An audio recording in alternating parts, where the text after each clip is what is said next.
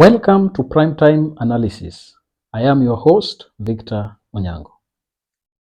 Now, details are emerging of critical information relating to how Kenya was chased away from being a party to the peace negotiations that were supposed to be led by IGAD members in Sudan. Now, we know that for some time now, Sudan has been at war, and there have been two factions fighting over control of the country. One is led by Abdel Fattah al-Burhan, who has been the de facto leader of Sudan for quite some time now. He is the leader of SAF, which was considered as the main army of Sudan. Then there is another faction led by Mohamed Dagalo. Mohamed Dagalo is the leader of RSF. And these two were initially allies, but due to difference in principle and opinion in terms of different interests and associations of the country, they have decided to get to war. We remember that William Ruto was selected as the leader of the IGAD peacekeeping mission that was supposed to go and broker a truce in that country. But we remember that just last week, statement from Khartoum showed that William Ruto was not acceptable to lead that team because some of the warring parties felt that he would be unfair and he will likely take sides when it comes to addressing critical issues that are at play. Now, there is this organization called Counterterrorism and Security Intelligence. On their Twitter handle, they leaked these details and wrote, and I read if you can check there, that Sudan military SAF diplomatic wing rejected President William Ruto as part of the IGAD peace talk team. Sudanese diplomats openly claim President Ruto campaign received funding from General Mohamed Dagalo of RSF. Hence, he could be partisan.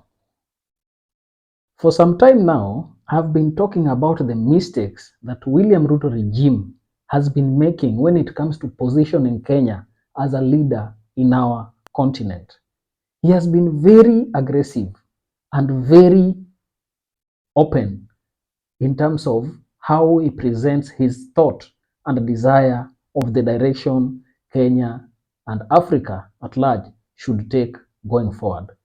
But now this is an indictment on his character and his regime, because if there is any truth to this, then it means we can never be sure any other adversary that funded his campaign. Are we now convinced that we are in the right hands? Could it be that he is playing to the interests of those who funded his campaign? This Sudan question brings many serious issues. And if you want to confirm this, there is this post attributed to Ndindi Nyoro. And there it is, you can see it. Ndindi Nyoro says that Mohamed Hamdan Dagalo, the commander of RSF, we are Africa and Africa is our business. If you know, and if you've been following how this cabinet has been playing, various diplomatic issues have been handled by our leaders, especially if you remember Moses Kuria, and if you also look at now the post by Ndindi Nyoro. They have been putting statements that if read by different countries that these issues touch on, there is a highly likely that they can have a position and not want to engage Kenya in any activity. Remember, there are many international activities and issues that we need other neighbors to support us in.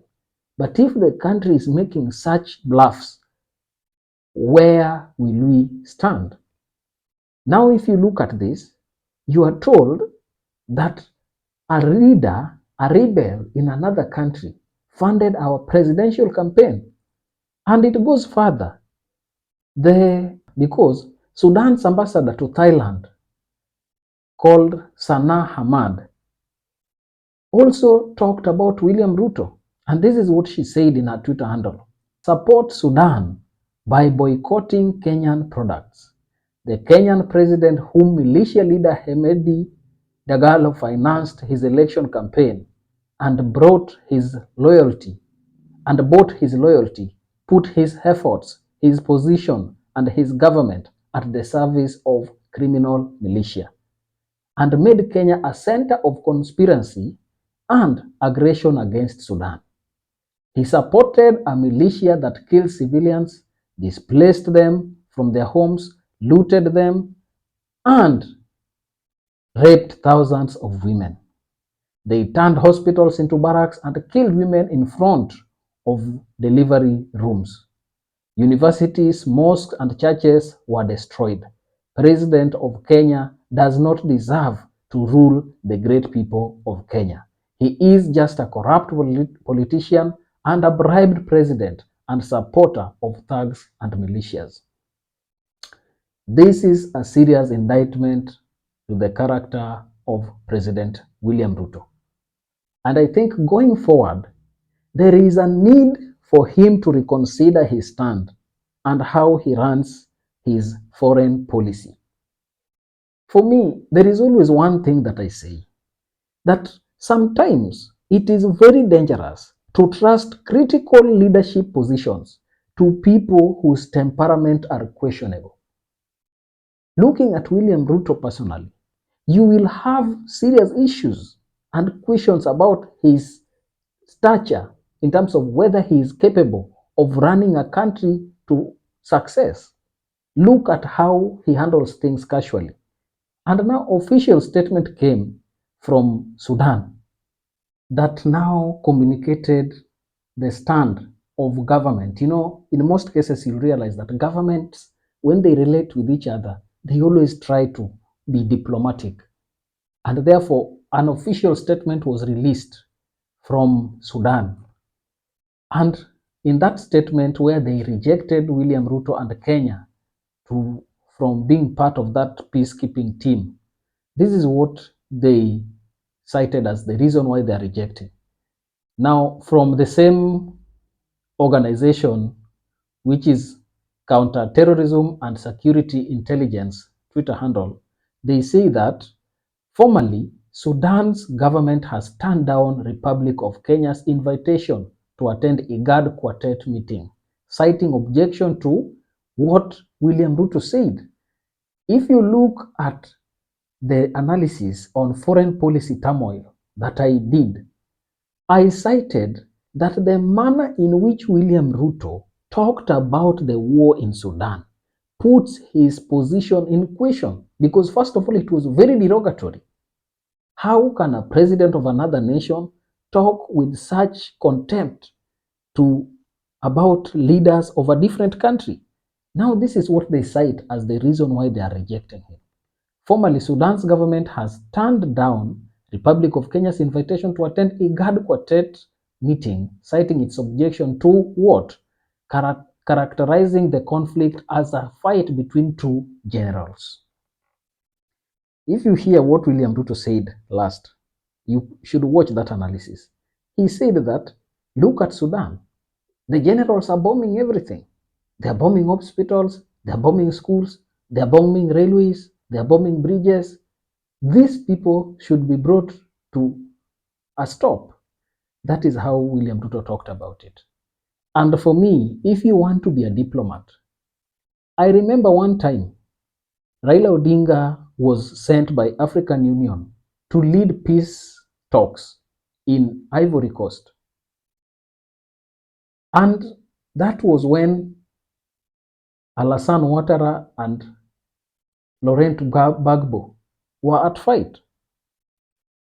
Alassane Ouattara was the opposition leader, and it is rumored that he won that election. But Gbagbo wanted to stay in power. Then Raila Odinga, when making statement in Kenya, he said that the status quo should not remain.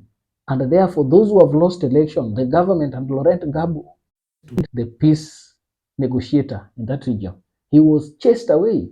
And in fact, it almost caused conflict. It took the war and army led by African Union to give him protection. So if I see our president also making such classical mistakes, it really does not give Kenya a good standing among community of nations. Therefore, I think William Ruto must re-strategize and look at how they treat this critical position.